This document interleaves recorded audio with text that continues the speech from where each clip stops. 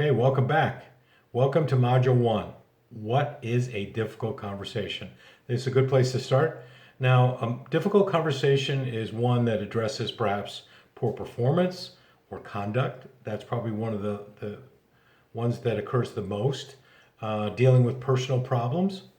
That is oftentimes I had quite a few people would come in my office and we would have discussions about that.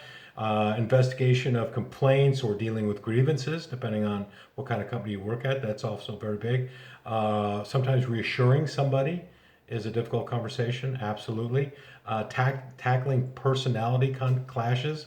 Have you ever been in a company where just two people don't get along? I don't know what it is. They don't like each other, and no matter what, it's just like the referee all the time. So that's certainly a difficult conversation.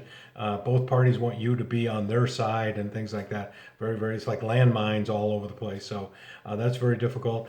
And then also the last one, dealing with very potentially delicate situations that really kind of require kid gloves, so to speak. So those are very difficult conversations. So, and the conversations we're really going to talk about today too are those conversations that usually take place that are really kind of one-on-one. These are not team things, group meetings, things like that. These conversations are really one-on-one where we're talking about something very, very specific. So I think that that's going to be a very important thing. So the other thing too, when you think about this, we've all had bad experiences when we've had conversations. I'm no different than you. I had a long corporate career, and one of my first experiences with a difficult conversation is I had a boss. My boss lashed out at me during a very heated discussion, and I'm a very passionate person. If I'm passionate about a cause or recommendation or something, I mean, I really communicate it well, and that doesn't always go over well.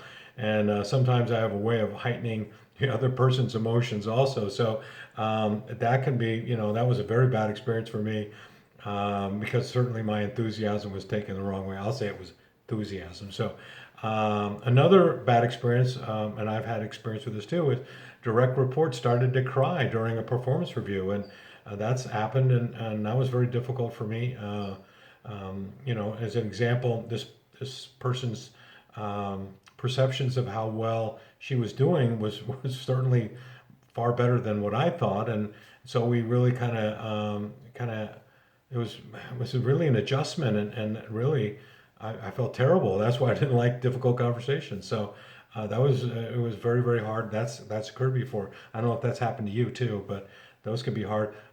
Clients hanging up on the phone. I've had that happen. Clients, prospects, etc. Having a very difficult conversation about an issue or something with a client. Client hangs up, and boy, do I take it personally. Just bad experience. And then another one that didn't happen very often, thank goodness, but a top performer having to really correct their performance. Very, very difficult. So, those are some of the issues that that kind of make up these difficult conversations. And when you come back, what we want to do is we want to talk about some of the reasons why leaders avoid difficult conversations. So come back soon.